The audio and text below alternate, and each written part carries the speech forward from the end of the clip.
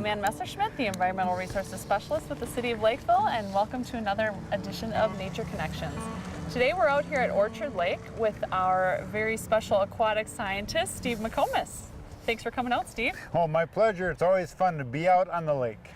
Yes, it is. And today we're going to talk a little bit about the state of the lakes of Lakeville here, and we have kind of some interesting things going on with this past winter.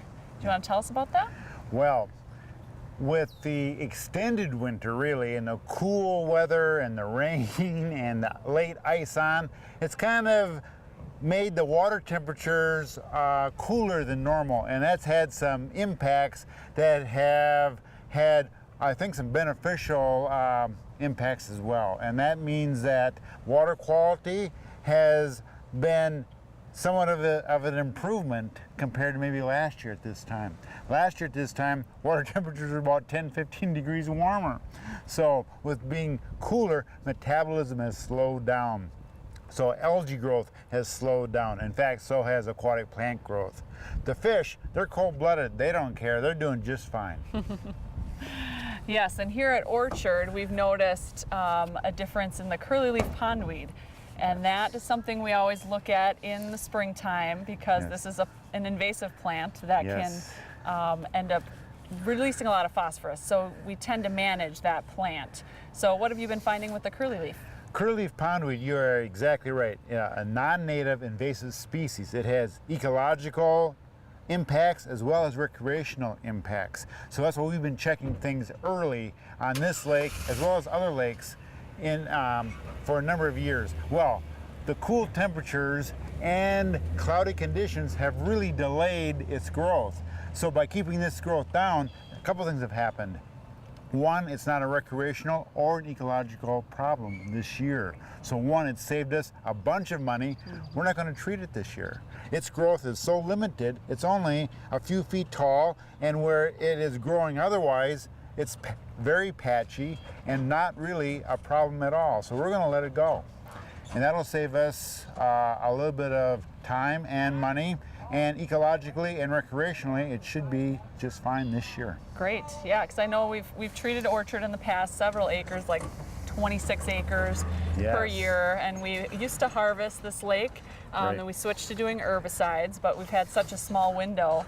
We even tried to get full lake treatments with the DNR, but that also just didn't pan out here. You have to have certain temperatures and timing. But on Marion, we also do some spot treatments, and you've been finding kind of the same thing over at Marion? Yes, and Marion, it's also been very spotty in terms of growth, and we're not quite sure why.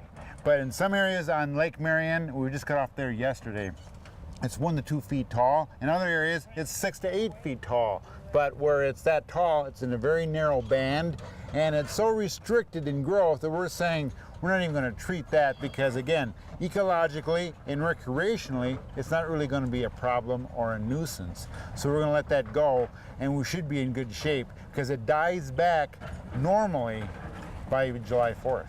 Great, yeah, that's great for our recreation during that time. And the native plants will be coming in just about on schedule. This cool weather is having a big impact on curly-leaf and on some of the native plants too.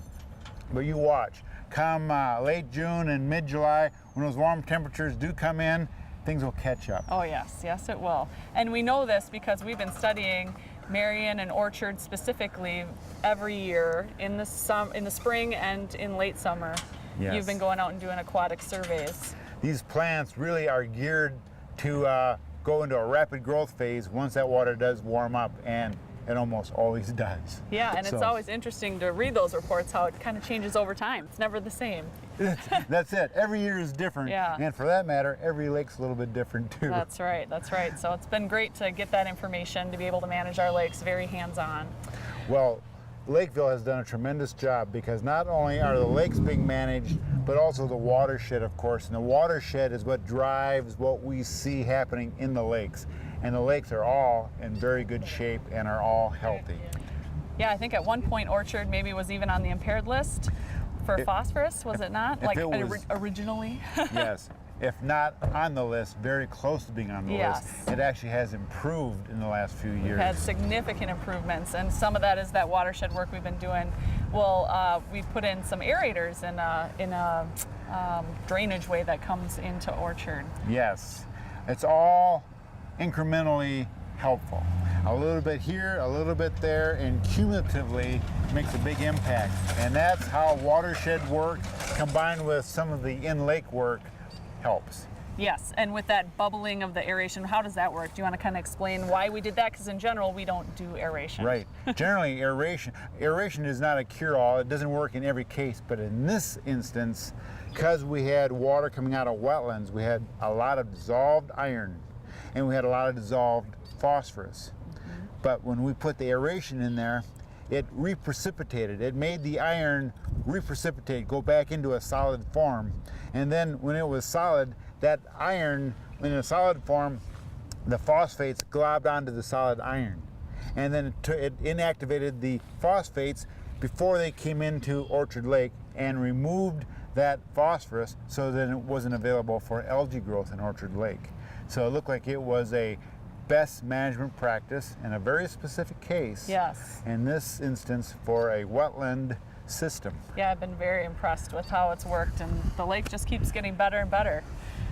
Should we touch on a little bit more on, I mean, Marion, there's really not much to report. It keeps kind of, standing along. We do spot treatments. We are in a proactive mode in Marion. So there we want to be proactive rather than reactive. So we are monitoring that. If we see something that should be flagged or something comes up, then we act on it. But right now we keep monitoring, we keep looking to see is there something that needs to be fixed or addressed. And like you mentioned, last year we treated some curlyleaf pondweed that was flaring up. This year those same areas are under control. Great. And they were not flaring up, so that was not necessary. But we keep looking for things that if there's a problem situation, then we'll address it. And we are about to install a informational sign about aquatic invasives at Marion, because that's really our biggest concern since it's a high recreational lake. We want to make sure people know that they need to check their boats and keep things out of our lake that we love. It certainly is more effective and certainly cost effective too to be proactive rather than reactive. Absolutely. So anything, do you want to tell us a little bit about Valley Lake where we use barley straw and why we use barley straw? Sure. That's one of those things too where you do watershed work as well as some in-lake work. And a lot of the watershed work is being done already, but sometimes what we do, we'll go back into the lake, and that's where barley straw comes in. In a small system, you can use barley straw to kind of help reduce the phosphorus content in a lake or in a small lake or in a pond. And if you can reduce phosphorus, then you can reduce algae growth.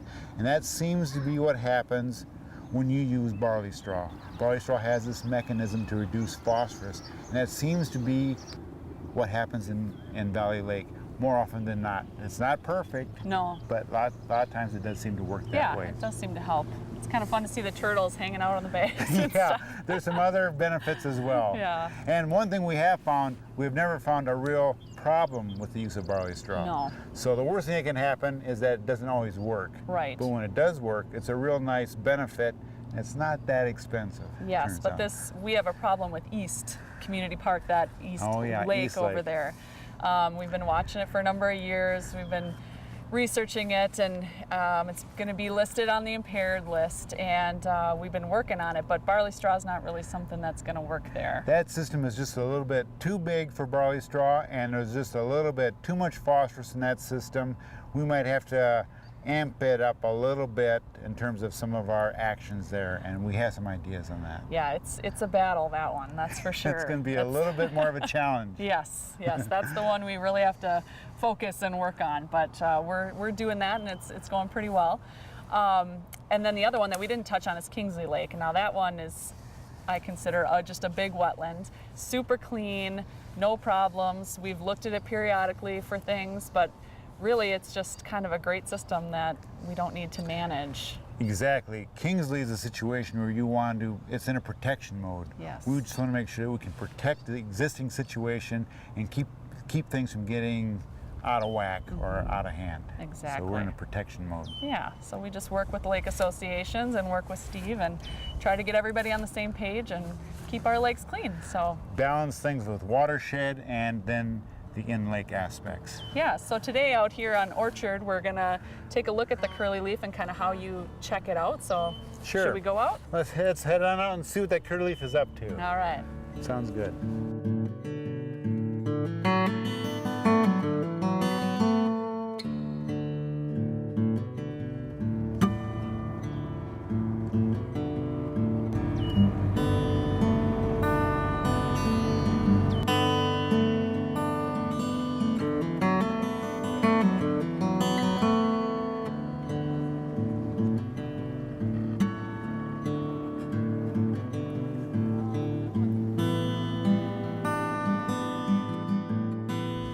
Steve, we just put this down there to try to get a sample. Want to tell us what you got here?